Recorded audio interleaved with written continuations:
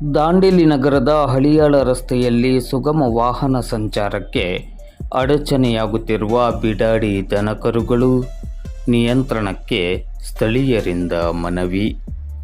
ಅದು ಪ್ರವಾಸೋದ್ಯಮ ನಗರ ಎಂಬ ಖ್ಯಾತಿಯನ್ನು ಹೊಂದಿರುವ ದಾಂಡೇಲಿ ನಗರವನ್ನು ಪ್ರವೇಶ ಮಾಡುವಾಗ ಸಿಗುವ ಮೊದಲ ಪ್ರದೇಶ. ಜಿಲ್ಲೆ, ಹೊರ ಜಿಲ್ಲೆ, ರಾಜ್ಯ, ಹೊರ ರಾಜ್ಯ, ದೇಶ ವಿದೇಶಗಳಿಂದ ಬರುವ ಪ್ರವಾಸಿಗರನ್ನು ದಾಂಡೇಲಿ ನಗರಕ್ಕೆ ಸ್ವಾಗತಿಸುವ ರಸ್ತೆ ಎಂದರೆ ತಪ್ಪಾಗಲಾರದು. ಆದರೇನು, ಈ ರಸ್ತೆಯಲ್ಲಿ ಪ್ರವಾಸಿಗರನ್ನು ಹಾಗೂ ಇನ್ನಿತರ ಪ್ರಯಾಣಿಕರನ್ನು ಬಿಡಾಡಿ ದನಕರುಗಳೇ ಸ್ವಾಗತಿಸುವ ರೀತಿಯಲ್ಲಿರುವುದು ಮಾತ್ರ ಇಲ್ಲಿಯ ವಿಶೇಷತೆ. ಕಳೆದ 2-3 ವರ್ಷಗಳಿಂದ ಈ ರಸ್ತೆಯಲ್ಲಿ ಬಿಡಾಡಿ ದನಗಳು ಅತ್ತಿಂದಿತ್ತ ಓಡಾಡುತ್ತಾ ಸುಗಮ ವಾಹನ ಸಂಚಾರಕ್ಕೆ ತೀವ್ರ ತೊಂದರೆಯಾಗುತ್ತಿದೆ. ಇನ್ನು ಜನಸಂದಣಿ ಹಾಗೂ ವಾಹನ ದಟ್ಟಣೆ ಇರುವ ಈ ರಸ್ತೆಯಲ್ಲಿ ಸಾಕಷ್ಟು ಬಾರಿ ಬಿಡಾಡಿ ದನಕರುಗಳು ಅವಘಡಕ್ಕೆ ತುತ್ತಾಗಿ ಗಂಭೀರ ಗಾಯಗೊಂಡಿರುವ ಉದಾಹರಣೆಗಳು ಕೂಡ ಇದೆ. ಬಿಡಾಡಿ ಆಕಳು ಇಲ್ಲಿಯ ರಸ್ತೆ ಬದಿಯಲ್ಲಿ ಕರುವನ್ನು ಹಾಕುತ್ತಿರುವುದಕ್ಕೆ ಲೆಕ್ಕವೇ ಇಲ್ಲ ಎಂಬಂತಾಗಿದೆ. ಆಗ ತಾನೇ ಹುಟ್ಟಿದ ಕರುಗಳು ಬೀದಿ ನಾಯಿಗಳ ದಾಳಿಗೊಳಗಾಗದೇ ಇರಲಿ ಎಂಬ ಕಾರಣಕ್ಕೆ ಸ್ಥಳೀಯರು ಅದನ್ನು ರಕ್ಷಣೆ ಮಾಡುತ್ತಿದ್ದಾರೆ. ಈ ರಸ್ತೆಯಲ್ಲಿ ಸಂಚರಿಸುವ ಶಾಲಾ ವಿದ್ಯಾರ್ಥಿಗಳು ಭಯದಿಂದಲೇ ನಡೆದಾಡಿಕೊಂಡು ಹೋಗಬೇಕಾದ ಸ್ಥಿತಿ ಇದೆ. ಕಾರಣ, ಬಹಳಷ್ಟು ಸಲ ಬಿಡಾಡಿ ದನಕರುಗಳು ವಿದ್ಯಾರ್ಥಿಗಳನ್ನು ಮಕ್ಕಳನ್ನು ಅಟ್ಟಾಡಿಸಿಕೊಂಡು ಬಂದಿದ್ದು ಇದೆ.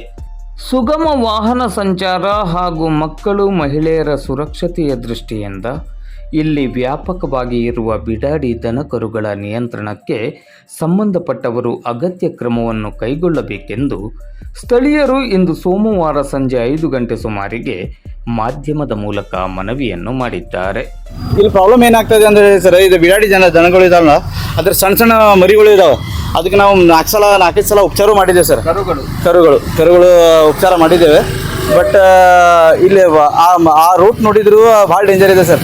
ಹುಡುಗರು ಹೋಗೋ ತನಕ ಬರೋದಕ್ಕೆ ಭಾಳ ರಸ್ತೆಯಲ್ಲಿ ಪ್ರಾಬ್ಲಮ್ ಆಗ್ತಾಯಿದೆ ಸರ್. ಹಂಗೂ ನಾವು ಓಡಿಸ್ತಾ ಇರ್ತೇವೆ, ಆದರೂ ಬಂದು ಅಲ್ಲೇ ಬ್ಲಾಕ್ ಆಗ್ತಾ ಇದೆ. ಈ ಮುಖಾಂತರ ಹೇಳಬೇಕಂತ ಹೇಳಿದ್ರೆ ಅದರಿಂದ ನಮ್ಗೆ ಏನು ಪ್ರಾಬ್ಲಮ್ ಇಲ್ಲ. ಬಟ್ ಏನು ಯಾರು ಅವ್ರದ್ದು ಓನರ್ಸ್ ಇದ್ದಾರಲ್ಲ, ಪ್ಲೀಸ್ ಅವ್ರಿಗೆ ಇದು ಮಾಡ್ಬೇಕಂತ ಎಲ್ಲರೂ ಕೇಳ್ಕೊಳ್ತಾರೆ. ಅಪಘಾತ ಆಗ್ತದೆ. ಮತ್ತು ವಿನೋದ್ ಅಂತ ಸರ್. ವಿನೋದ್ ಕರು ಭಾಳ ಪ್ರಾಬ್ಲಮ್ ಆಗತ್ತೈತೆ ಸರ್. ಎಲ್ಲ ರೋಡ್ ಮೇಲೆ ಮಲ್ಕೊಂಡಿರ್ತಾವೆ. ಒಂದು 3-4 ಸಲ ನಾವು ಹಾಸ್ಪಿಟ್ಲಿಗೂ ಕರ್ಕೊಂಡು ಹೋದ್ವು ಸರ್.